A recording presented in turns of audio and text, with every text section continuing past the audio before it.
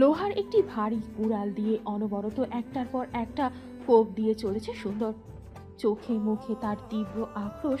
প্রথম দুইবারে দুই হাত, পরে দুইবারে দুই পা। সুন্দরের মুখে ছিটকে আসা রক্ত বাম হাতে মুছে সে মানুষটার ঠিক মুখ বরাবর গিয়ে বলল, আমার স্পর্শের হাত ধরেছিলে এই হাত দিয়ে, তাই না? এই বলে কাটা হাত দুটি সুন্দর নিজের হাতে তুলে নিল। এই অন্ধকারের মধ্যে সুন্দর কি দেখাচ্ছে তা তার সামনে বসে থাকা মানুষটি দেখতে পারছে না। যদিও তার কাছে আলো আধার সবই সমান, সুন্দরের এরকম ভয়ানক অত্যাচারী মানুষটি মুখ থেকে শুধু গোঙানির আওয়াজ ছাড়া কোনো কথা বের হচ্ছে না, কারণ মানুষটা কথা বলতেও ব্যর্থ। এরপর সুন্দর পা দুটো হাতে নিয়ে আবার বলল, এই পা দুটো দিয়ে আমার স্পর্শের দিকে এগিয়েছিলি, তাই না? কিরে আরিয়ান, কথা বল। এই বলে সুন্দর পাগলের মতো হাসতে হাসতে আরিয়ানের গাল চেপে বলল, ও আমি তো ভুলে গিয়েছিলাম, তুই তো কথাই বলতে পারবি না আর। এরপর গালে ধাক্কা দিয়ে সরিয়ে দেয় আরিয়ানকে। সুন্দর আবার বলতে থাকে, তোকে এতদিন বাঁচিয়ে রেখেছিলাম ফিহাকে দিয়ে আমার কাজ করানোর জন্য, কিন্তু আজ ওই আবর্জনাকেও আমি আটকে ফেলেছি। একটা কথা কি জানিস, শত্রুকে কখনো বাঁচিয়ে রাখতে হয় না, না হলে শত্রু হোক অথবা শত্রুর বন্ধু, সে তার প্রতিশোধ নিতে আসবে। তাই আমি চাইলেও তোদের কাউকে বাঁচিয়ে রাখতে পারবো না, আফসোস। এত বড় ভূতরে একটা বাড়ি, এখানে যে কোনো মানুষের অস্তিত্ব থাকতে পারে তা কারো কল্পনারও বাইরে। যেন এই বাড়িটা ভূত জিনের জন্যই রেখে দেওয়া হয়েছে। সুন্দর হঠাৎই তার গার্ডদের ডেকে দিলে বড় হলরুমটার পাশের আরেকটি রুম থেকে চারজন গার্ড চলে আসে। ওই মেয়েকে টেনে এখানে নিয়ে আসো শিকলটা খুলে। সুন্দরের থেকে আদেশ পাওয়া মাত্রই গার্ডরা গিয়ে আনিসাকে টানতে টানতে তুলে নিয়ে এলো। আনিসার গায়ে মুখে রক্ত লেগে আছে। বিধ্বস্ত অবস্থায় সুন্দরের সামনে এসে পড়ে সে। সুন্দরকে দেখে আবার পাগলের মতো হাসতে হাসতে এক থাবায় তার শার্টের প্রথম তিনটা বোতাম ছিঁড়ে ফেলে আনিসা। ঘটনার আকস্মিকতায় সুন্দর নিজেও কিছু করতে পারে না, তবে ভয়ানক রকম ক্রোধের আগুনে জ্বলতে থাকে সে। গার্ডদের দিকে তাকিয়ে ভয়ানক কিছু শাস্তির কথা উল্লেখ করে বলে দেয়। তারপর আনিসাকে বলে, আমাকে বিয়ে করার খুব শখ হয়েছিল, তাই না তোর? আমি আগে থেকে তোর এসব প্ল্যান জানতাম। নিজের ভাইকে লেলিয়ে দিয়েছিলি কুত্তার মতো, সেই জন্য চেয়েছিলাম তোকে সবচেয়ে বেশি কষ্ট দিয়ে দিয়ে মারবো। মেয়েদেরকে আমি ছুঁই না বলে সেদিন তোকে মারিনি, নাহলে তোকে সেদিনই মেরে ফেলতাম। আনিসাকে কিছু একটা বলতেই যাবে তার আগেই লোহার কুড়ালের পেছন দিক দিয়ে আনিসার মাথায় জোরে আঘাত করল সুন্দর। মাথা ফেটে গল গল করে রক্ত পড়ছে আনিসার। অজ্ঞান হয়ে লুটিয়ে পড়ল অপরিষ্কার নোংরা রক্ত মাখা মেঝেতে। কসাইরা মাংস কাটলে সেই স্থানের অবস্থা যেমন থাকে, এই বাড়ির প্রত্যেকটা আনাচে কানাচে সেরকম অবস্থা। সুন্দর বেরিয়ে গেল এ বাড়ি থেকে, গাড়িতে বসে নিজেকে পরিপাটি করে নিল। সুন্দরের বাসায় ফিরতে ফিরতে সকাল 7টা বেজে যায়। রুমে ঢুকতেই দেখি স্পৃহা বসে রয়েছে। স্পৃহার বসার ভঙ্গি দেখে মনে হচ্ছে সে যেন সুন্দরের জন্য অপেক্ষা করছিল। এক নাগারে কিছুক্ষণ সুন্দরের দিকে তাকিয়ে থেকে জিজ্ঞেস করলো, কোথায় গিয়েছিলেন এত সকালে আপনি? তোমাকে এর উত্তর না দিলে আমার কোনো ক্ষতি হবে না। এই বলে সুন্দর ফ্রেশ হতে ওয়াশরুমে চলে আসে। হাত মুখ ধুয়ে বের হয়ে বিছানায় বসে স্পৃহার পায়ের দিকে তাকিয়ে বলে, অনেক রক্ত বেরিয়েছে তো, ব্যান্ডেজ করনি কেন? ও শিট, আমিই তো দিতে ভুলে গিয়েছিলাম, কিছু মনে করো না। I am so sorry. সুন্দর উঠে ব্যান্ডেজ এনে স্পৃহার হাতে দিয়ে বলে। এটা বেঁধে নাও। স্পৃহার সাথে সাথে জবাব দেয়, এটা না বাঁধলে আমার কোনো ক্ষতি হবে না। রক্ত যা বের হওয়ার বেরিয়ে গিয়েছে, এখন শুকিয়েও গিয়েছে, তাই আর প্রয়োজন নেই। As you wish. দেখি একটু এদিকে আগান তো, আপনার শার্টের রক্ত আর বোতাম ছিল কি করে? সুন্দর দ্রুত নিজের শার্টের দিকে তাকিয়ে মনে মনে নিজেকে কয়েকটা গালি দিল। সে ভুলে গিয়েছিল ওই মেয়ে তার শার্টে হাত রেখেছে। বিষয়টি এড়াতে স্পৃহাকে বলল, কাল মনে হয় তোমাকে কোলে তোলার সময় কোনোভাবে হাতে রক্ত লেগেছে, পরে শার্টে লেগেছে হয়তো। সে যাই হোক, আমার শার্টের বোতাম কিন্তু ছিঁড়েছে তোমার জন্য। শার্টটা আমি পরতে পারবো না আর। কিভাবে? ও আমি মিথ্যে বলছি? তা না, আমি ভীষণ দুঃখিত, বুঝতে পারিনি। আপনি আমাকে সুই সুতা এনে দিন, আমি সেলাই করে দিচ্ছি। প্রয়োজন নেই স্পৃহা। আপনি মানা করবেন না প্লিজ, যেহেতু আমার জন্য হয়েছে তাই আমি চাই ঠিক করে দিতে। এনে দিন। আমি গায়ের শার্ট খুলতে পারবো না, সো সরি। পরেই থাকুন। খুলতে হবে না, পরেই থাকুন, আমি এভাবেই সেলাই করে দিচ্ছি। এনে দিন। But I am your servant. আচ্ছা, আমি নিয়ে আসছি। বলেই স্পৃহা উঠে ফ্লোরে পা রাখতেই ব্যথায় কোকিয়ে উঠল। সুন্দরের দিকে এক আকাশ সমান অভিযোগ নিয়ে তাকালো সে, কিন্তু সুন্দর কেয়ারলেস ভাবে নিজের চুল ঠিক করতে করতে বলল, বলেছিলাম এসবের দরকার নেই। এমন জবাব পেয়ে স্পৃহার সুন্দরের প্রতি অভিযোগ বাড়ার সাথে সাথে জেদটাও অসম্ভবভাবে বাড়তে থাকে। দু কদম এগিয়ে যেতেই যন্ত্রণায় পড়ে যেতে গেলেই সুন্দর কোমর পেঁচিয়ে ধরে। তোমার জ্বর এসেছে? স্পৃহা জবাব দিল না, সুন্দরের দিকে হা করে তাকিয়ে রইল। সুন্দর প্রশ্ন করেই চলেছে, তার কণ্ঠমণি কাঁপছে। স্পৃহা ঝোঁক গিরে তাকালো তার দিকে, নিজের ডান হাত বাড়িয়ে সুন্দরের কণ্ঠমণির দিকে দিল। তার হাত কাঁপছে। নিজের ঠোঁট ভিজিয়ে নিয়ে আবার তাকালো সুন্দরের দিকে। স্পৃহার চাহনি দেখে কোমর ছেড়ে ধাক্কা দিয়ে তাকে সরিয়ে দেয় সুন্দর। দৃষ্টি অন্যদিকে দিয়ে বলে, জ্বর এসেছে তোমার? সেলাই করতে হবে না। স্পৃহাও ইতস্তত বোধ করে বলল, খারাপ লাগছে না, এনে দিন। সুন্দর গিয়ে সুই সুতা এনে স্পৃহার হাতে দিল। নিজে বিছানায় গিয়ে বসে স্পৃহাকে বলল, তাড়াতাড়ি, অফিসে কাজ আছে আমার। স্পৃহা কয়েক কদম ফেলে বিছানার কাছে আসতে গিয়ে আবার পড়ে যেতে গেলেই সুন্দর তার হাত ধরে নেয়। স্পৃহাও ভারসাম্য বজায় রাখতে না পেরে বসে সুন্দরের গলা পেঁচিয়ে নেয়। সুন্দর বেশ বিরক্তি নিয়ে প্রশ্ন করে, বারবার ইচ্ছে করে গায়ে পড়ছো কেন? আমাদের গায়ে পড়ার কোনো সম্পর্ক নেই স্পৃহা। অবাক লোচনে তাকিয়ে থাকে স্পৃহা সুন্দরের এই ধরনের কথা শুনে। সুন্দর আবার বিরক্তিকর কণ্ঠে বলে, শুনলেন আমার কাজ আছে। স্পৃহা এবার মন দিয়ে সেলাই করতে লাগলো, কিন্তু চোখ বরাবর আটকে যাচ্ছে সুন্দরের গলার দিকে। সেলাই শেষ হতেই সুন্দরের দিকে তাকিয়ে বলল, হয়ে গিয়েছে। কোল থেকে নামও দয়া করে। এমন লজ্জাজনক পরিস্থিতির মধ্যে বারবার পড়তে হচ্ছে তাকে। দ্রুত সুন্দরের থেকে সরে গিয়ে বিছানায় বসে পড়ল। সুন্দরও উঠে যায় তৈরি হওয়ার জন্য। সাদা রঙের অন্য একটি শার্ট, কালো রঙের স্লিভলেস কোট, কালো রঙের প্যান্ট আর টাওয়াল নিয়ে রুম থেকে বেরিয়ে যায়। সুইমিং পুলের কাছে যেতেই স্পৃহা ডাকতে থাকে, কিন্তু সুন্দরের কানে কোনো কথাই যাচ্ছে না। সে পানিতে নেমে যায়। বেশ কিছুক্ষণ পরে স্পৃহা ঠিক তার পেছনে দাঁড়িয়ে বলে, আপনি তো সাদা শার্ট আর কালো কোট পরেই ছিলেন, এগুলো ভেজালেন কেন? তুমি এত দূর হেঁটে এলে, রুমে তাহলে নাটক করো কেন? বারবার যাতে কোলে তুলে নেই। সুন্দরের এমন কথা শুনে স্পৃহা একটুও অপেক্ষা করল না। উল্টো দিকে ঘুরে পা বাড়াতেই পা পিছলে পড়ে গেল পুরে। সুন্দর না চমকে রাগ দেখে বলল, এই মেয়ে, বারবার এগুলো ইচ্ছে করে করছো তাই না? দূরে থাকবে আমার থেকে।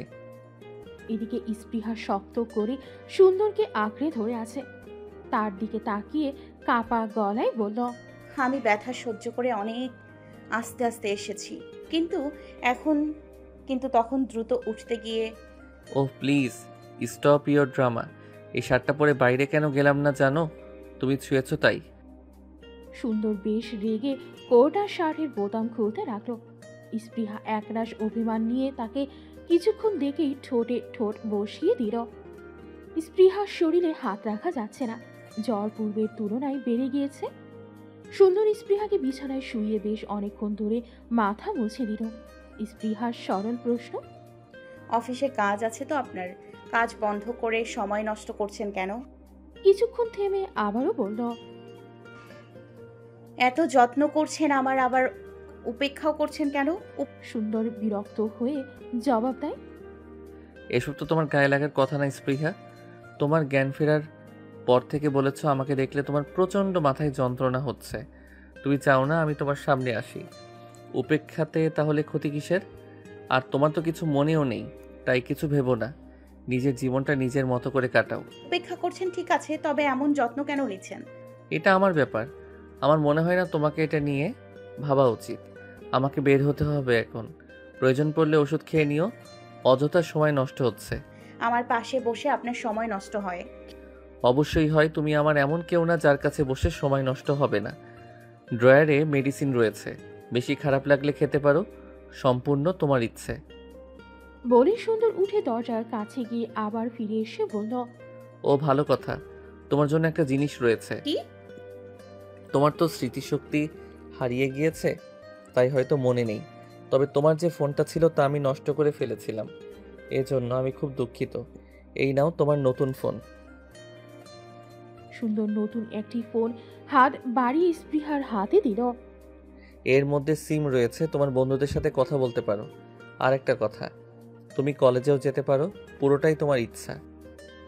সুন্দর এক নাগারে কথাগুলো বলে গেল। স্পৃহা এখনো অবাক হয়ে তার দিকে তাকিয়ে রয়েছে। তার এমন দৃষ্টি দেখে সুন্দর আবার বলল, তুমি তো সবই ভুলে গিয়েছো। সুন্দর আর কোনো উত্তরের অপেক্ষাই রইল না, হনহন করে হেঁটে বেরিয়ে গেল। স্পৃহা তার ফোনটি নেড়ে চেড়ে দেখছে। ফেসবুকে নিজের একটি অ্যাকাউন্ট খুলল, সব বন্ধুদের সাথে অ্যাডও হয়। এত বছর পরে তাকে পেয়ে সকলে অবাক।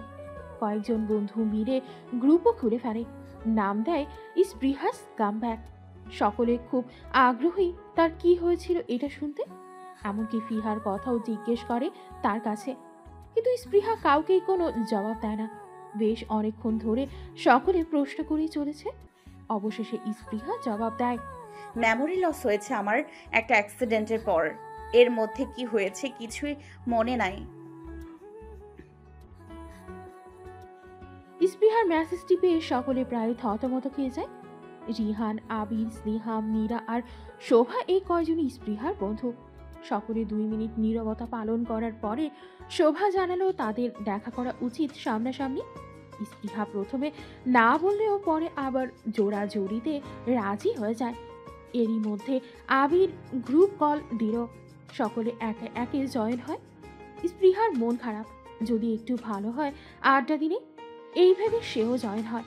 স্পৃহাকে পেয়েই সকলের প্রথম প্রশ্ন, ওই পাগল তোকে ফোন ধরতে দিয়েছে?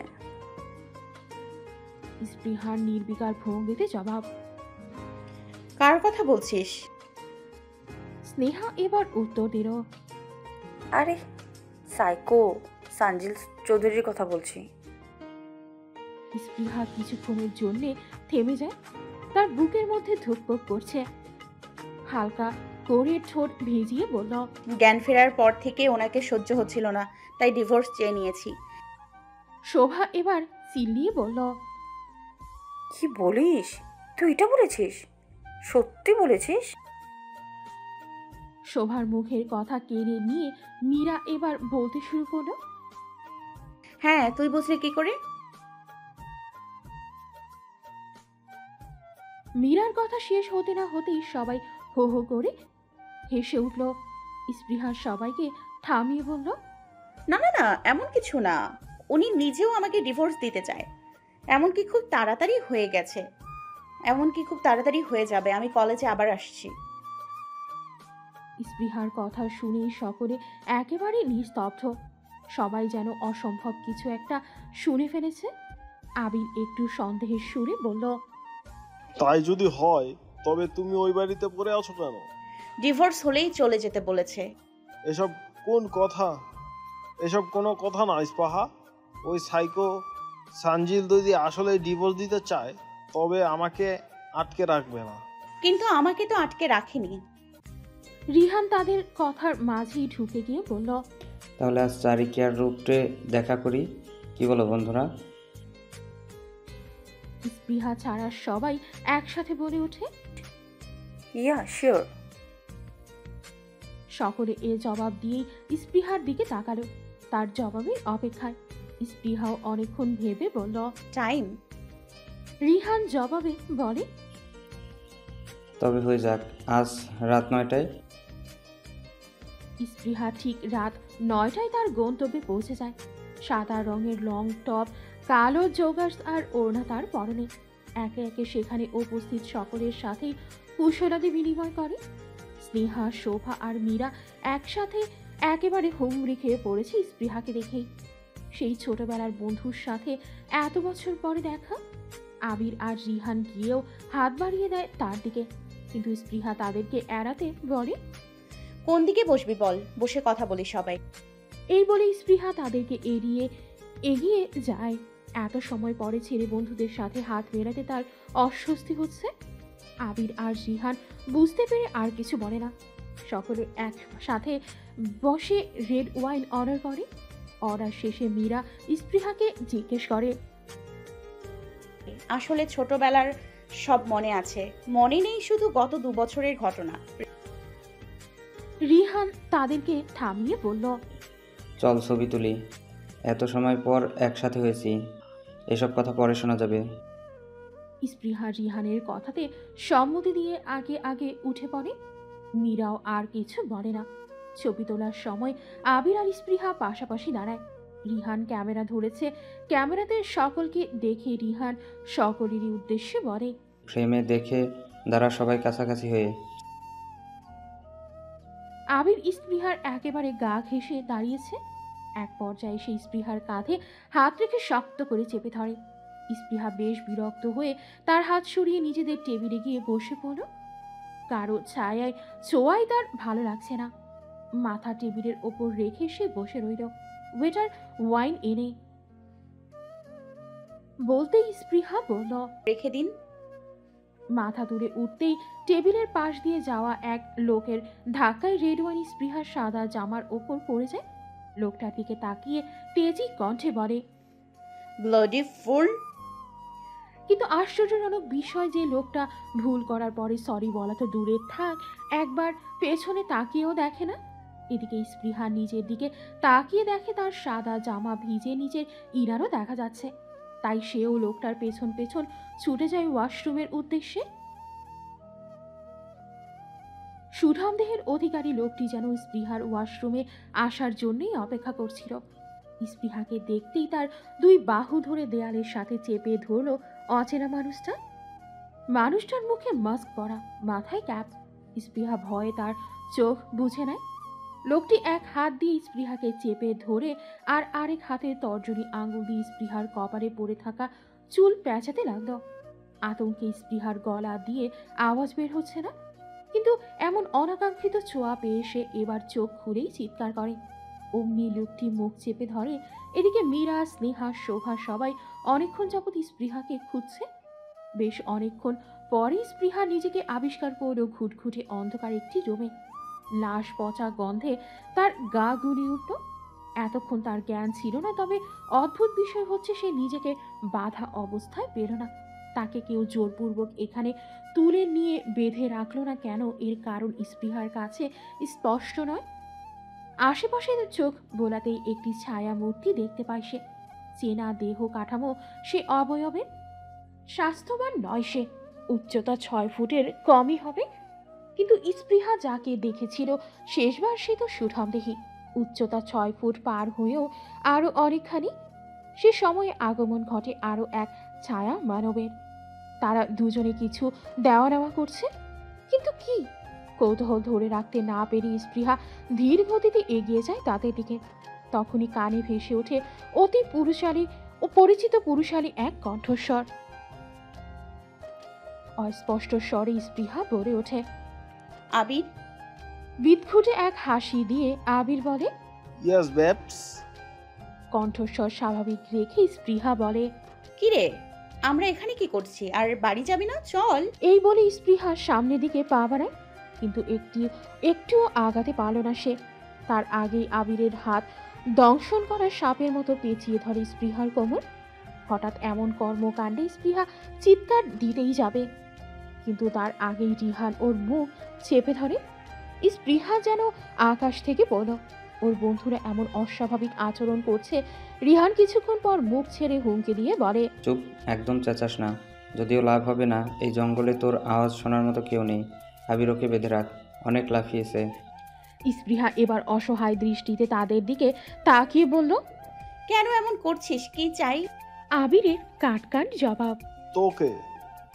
স্পৃহা এবার ওদের দুজনকে উদ্দেশ্য করে শাসিয়ে বলল, ভুলে যাস না আমি এখনো সানজিল চৌধুরীরই আছি। তোদেরকে জ্যান্ত লাশ বানিয়ে রেখে দেবে। স্পৃহার হুমকি যেন ওদের কাছে মশকরার মতো ঠেকত। আবির স্পৃহার থুতনি উঠিয়ে বলল, ও কাম অন বেবি। রিহানও পাত্তা না দিয়ে স্পৃহার হাত বাঁধতে বাঁধতে বলল, আমরা তোর বন্ধু ছিলাম বলে ওই সানজিল সুন্দর আমাদের মৃতপ্রায় অবস্থায় ছেড়েছিল। সে সময় আমরা তোকে ভোগ করতে পারিনি, কিন্তু তোর প্রতি আজও কোনো আগ্রহ নেই। দেখি কে বাঁচায় তোকে। স্পৃহার নিজেকে আরো অসহায় লাগছে, কান্না করতে করতে বলল, উনি তো ওদেরকে মেরে ফেলবে, মেরে ফেলবে। ঘড়ির কাঁটা 12টা ছুঁই ছুঁই। সুন্দর এত রাতে শাওয়ার নিচ্ছে, তবে তার বাড়ির আলিশান ওয়াশরুমে বা সুইমিং পুলে নয়। পরিত্যক্ত এক টিউবওয়েল চেপে অঝরে পানি ঢালছে নিজের গায়ে। পরিহিত সাদা শার্টটা বেশ যত্ন সহকারে পাশে রেখে দিয়েছিল। অনর্গল পানি ঢালা শেষে কালো একটা টি শার্ট পরে নাই সে। কপালের ওপর পড়ে থাকা চুল দিয়ে টপ টপ করে পানি পড়ছে। চুলগুলো হাত দিয়েই দু একবার ঝাড়া নিতে নিতে নিজের ফোনটা খুলল সুন্দর।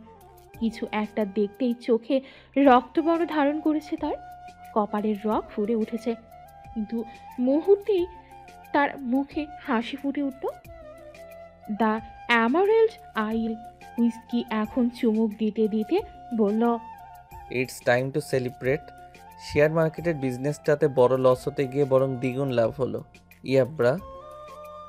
স্পৃহার চোখ দিয়ে নোনা জল গড়িয়ে পড়ছে, সাথে অনবরত ডেকেই চলেছে সুন্দরকে। নিজের প্রতি তার তীব্র ক্ষোভ বিরাজ করছে। এই ক্ষোভ প্রকাশ করতে আবির আর রিহানের দিকে তাকিয়ে অপরাধীর মতো বলে, দোষ যখন আমার ছিল, শাস্তি তো আমিই পাবো। পাগলের মতো যে ভালোবাসতো তাকে খারাপ ভেবে তোদের মতো কুলাঙ্গারকে বিশ্বাস করেছিলাম। ওনার থেকে দূরে সরে আসার জন্য ভুলে যাওয়ার মিথ্যা নাটক করেছি। অথচ সেই মানুষটা কতটা। আর বলতে পারল না স্পৃহা, কান্নায় ভেঙে পড়েছে সে। আবির আর রিহান অবাক হয়ে স্পৃহার কথা শুনছে। আবির এবার প্রশ্ন করে, ও জান, তুমি ওকে ভালোবেসে ফেললি নাকি? আই উইশ আরো আগেই বাসতাম। রিহান ওকে থামিয়ে বলল, যাই হোক, নাটকটা করেছি কিন্তু ফাটাফাটি, পুরো অস্কার টাইপ। আমাদের উপকার করেছিস। আবিরও রিহানের সাথে তাল মিলিয়ে বলল, হ্যাঁ, আবার আজকে ওই ওয়াশরুমে অজ্ঞান হয়ে পড়ে থাকায় এখানে নিয়ে আসা সহজ হয়েছে। এই বলে আবির হাতের তালুতে সাদা পাউডার দিয়ে আরেক হাতে আঙুল দিয়ে ঘষা দিয়ে ঘ্রাণ নিতে থাকলো। এই প্যাকেটটি স্পৃহা ওদের দেয়া নেয়া করতে দেখে কিছুক্ষণ আগে আবির মাতালের মতো হয়ে রিহানের কাছে গিয়ে বলে, মাম্মা, এই মেয়েকে কিভাবে কাছে পাওয়া যায় তার প্ল্যান করতে ওয়াশরুমে গিয়েছিলাম, কিন্তু আমাদের পাখি তো আগে থেকেই কাজ সহজ করে দিল। আবার কি ভাগ্য দেখো, অমন শোনশান এমন জায়গায় হদিস পেয়েছি। যা, ওর কাছে তুই আগে। রিহানের আনন্দ দেখে কে হাতে কোকেন নিয়ে এগোতে থাকে স্পৃহার দিকে। এদিকে স্পৃহা এতক্ষণে নিশ্চিত ওয়াশরুমে থাকা সেই লোক ওদের দুজনের কেউই না। রিহানের আর স্পৃহার মধ্যবর্তী দূরত্ব কমছে ধীরে ধীরে। রিহান তার কাছে আসতেই চোখ খিচে বন্ধ করে নেয় স্পৃহা। সুন্দরকে উদ্দেশ্য করে চিল্লিয়ে বলতে থাকে, sorry and love you. I am sorry. স্পৃহার বেশ কাছাকাছি রিহান দাঁড়িয়ে রয়েছে, লালসার দৃষ্টি দিয়ে ডার হাত বাড়াই স্পৃহার ওড়নার দিকে। ঠিক সেই মুহূর্তেই ফ্লোর ঘেঁষে আবির স্পৃহার পায়ের কাছে এসে থামে। মুহূর্তের মধ্যেই এমন ঘটনা ঘটায় চকিত দৃষ্টিতে পেছনে তাকায় রিহান। তার থেকে কয়েক হাত দূরে দাঁড়িয়ে রয়েছে লম্বা সুঠামদেহী এক সুদর্শন পুরুষ।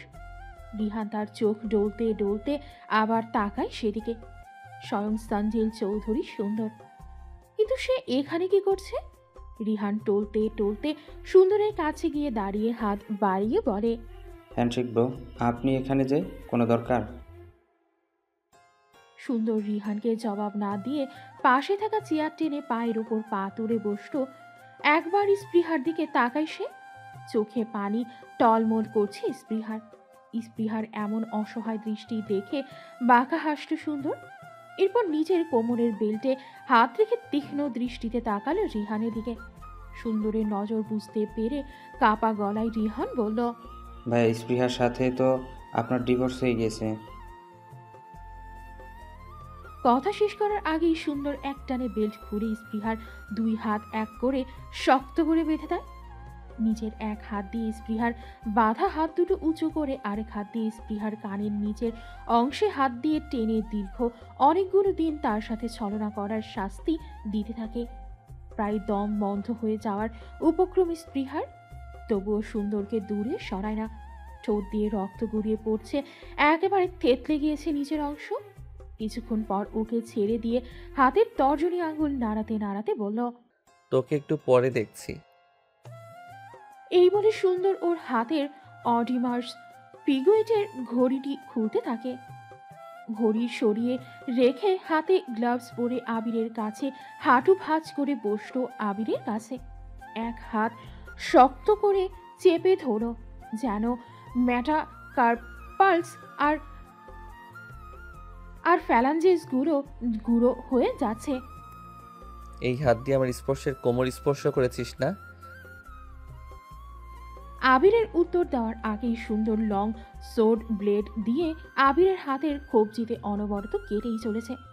রক্তনালী কেটে ফিনকি দিয়ে রক্ত পড়ছে। রিহান ভয়ে কাচুমাচু হয়ে বসে আছে। নিজের ফোনটা খুলে আবার সে অপরিচিত লোকটির মেসেজ চেক করো, যে তাদেরকে এই লোকেশন শেয়ার করেছিল। হঠাৎ কেউ প্রাইভেট নাম্বার থেকে কোনো নির্জন স্থানের হদিস দিয়েছে। বিষয়টা নিয়ে তাদের ভাবা উচিত ছিল আগেই। আবার গাড়িও রাখা ছিল এখানে আসার জন্যে। বিষয়গুলো তো আসলেই সুবিধাজনক ছিল না। রিহান এসব মনে করতে করতে পস্তাতে থাকে। এই সানজিল চৌধুরী যে স্পৃহাকে ছাড়ার মানুষ না, তাই আগেই বোঝা উচিত ছিল। স্পৃহার প্রতি উন্মাদ সে প্ল্যান করেই সব করেছে। আবির এ অবস্থায় বেশিক্ষণ থাকলে মারা যাবে। এরপরেই যে রিহানের পালা। ভয়ে রিহান আর কিছু না ভেবে উঠে পালাতে লাগলো। জীবন বাঁচানো ফরজ। রিহানের যাওয়ার দিকে তাকিয়ে রহস্যময় হাসি দেয় সুন্দর। এরপর নিজের সবটুকু ভর ছেড়ে দেয় আবিরের কাটা হাতের ওপর। স্পৃহার আজ আর কোনো কারোর জন্য মায়াই হচ্ছে না, বরং মনে হচ্ছে ওদের শাস্তি হওয়াই উচিত ছিল। স্পৃহার এসব ভাবনার মাঝেই ছেদ পড়ল সুন্দরের কথা শুনে। সুন্দর ওয়াকি টকি হাতে নিয়ে কাউকে উদ্দেশ্য করে বলল, ওই বাস্টারটাকে ধরে সেই রুমে বন্দি কর যেখানে আরিয়ানকে রেখেছিলাম, আর দুজন গার্ডকে এখানে পাঠিয়ে দাও। আবর্জনা পরিষ্কার করতে হবে। স্পৃহা অবাক হয়ে সুন্দরের কথা শুনছে। আরিয়ানকে এখানে আটকে রেখেছিল মানে? এই জায়গা আগে থেকেই উনি চেনেন, কিন্তু আবির রিহান এখানে আনলো কেন আমায়? স্পৃহার মনে হাজারটা প্রশ্ন উকে দিচ্ছে, তবুও সুন্দরকে জিজ্ঞেস করার মতো সাহস নেই মনে। গার্ডরা আবিরকে নিয়ে যেতে আশায় সুন্দরী স্পৃহাকে আড়াল করে দাঁড়ায়। একটু ঝুঁকে গিয়ে স্পৃহার নরম গাল শক্ত করে চেপে বলে, অবশেষে ভালোবেসে ফেললেন মিসেস চৌধুরী। গাল অবশ হয়ে আসছে স্পৃহার। কত ভালোবেসে প্রশ্ন করেছে, অথচ কর্মকাণ্ডের তীব্র ক্ষোভ। স্পৃহা সুন্দরের দিকে কৌতূহলী চোখে তাকিয়ে বলল, আপনি কি করে বুঝলেন? সুন্দরী স্পৃহাকে কোনো জবাব দেয় না। উপস্থিত গার্ডদের উদ্দেশ্য করে বলে, এখানে ক্যামেরার মাইক্রোফোনগুলো বন্ধ করে বাইরে দরজা বন্ধ করে চলে যাও। এখন আমি কোয়ালিটি টাইম স্পেন্ড করব। সুন্দরের আদেশ পেয়ে গার্ডরা চলে যায়। এদিকে স্পৃহা ভয়ে কাঁপছে, হাত দুটো বাঁধা এখানে তার। সুন্দর নিজের টি শার্ট খুলে স্পৃহার কাছে আগাচ্ছে। জিম করা সিক্স প্যাক ওয়ালা উজ্জ্বল শরীর দৃশ্যমান। স্পৃহার দিকে তাকিয়ে ঘোর লাগানো কণ্ঠে বলে, তোমার মুখ থেকে এই কথা শোনার জন্য অনেক কাঠখড় পোড়াতে হয়েছে স্পর্শ। অনেক কষ্টে নিজেকে এতদিন দূরে রেখেছি, আজ সব উসুল করে নেব। স্পৃহা সুন্দরের কথা শুনে আরো একবার চমকে গেল। তার মানে এতদিন উনি নাটক করেছেন? প্রশ্ন মনের মধ্যে রেখে সুন্দরকে বলল, আমি প্রস্তুত নই। স্পৃহার মুখে আঙুল রেখে সুন্দর বলে, শ্শ্, তোমার পারমিশনের দরকার নেই আমার। কি কিন্তু এখানে বমি পাচ্ছে আমার। স্পৃহার মুখ থেকে আর আওয়াজ বের হওয়ার আগেই তার ঠোঁট নিজের আয়ত্তে নিয়ে নেয় সুন্দর। কিছুক্ষণ পর ছেড়ে দিয়ে বলে, এটা তোমার শাস্তি, এতদিন আমাকে কষ্ট দেওয়ার জন্য। সুন্দরের হাতের অবাধ্যতা বেড়েই চলেছে। রাগ, অভিমান, ক্ষোভ, ভালোবাসা একসাথে আশ্রে পড়ছে স্পৃহার ওপর। হাত বাঁধা, পা নাড়ানোর শক্তি নেই, শুধু চুপচাপ সুন্দরের উন্মাদনা দেখছে। এভাবেই বেশ কিছুক্ষণ পরে সুন্দর স্পৃহার কানের কাছে মুখ নিয়ে ফিসফিসিয়ে বলে, আই ওয়ান্না বি ইয়োর্স। স্পর্শ। আর মোড়া দিয়ে ঘুম থেকে উঠতে গিয়েও পারে না স্পৃহা। তার ছোট্ট শরীরকে বলিষ্ঠ এক হাত মুড়িয়ে রেখেছে। স্পৃহার মুচড়া মুচড়ি দেখে ঘুম লাগানো কণ্ঠে সুন্দর বলে,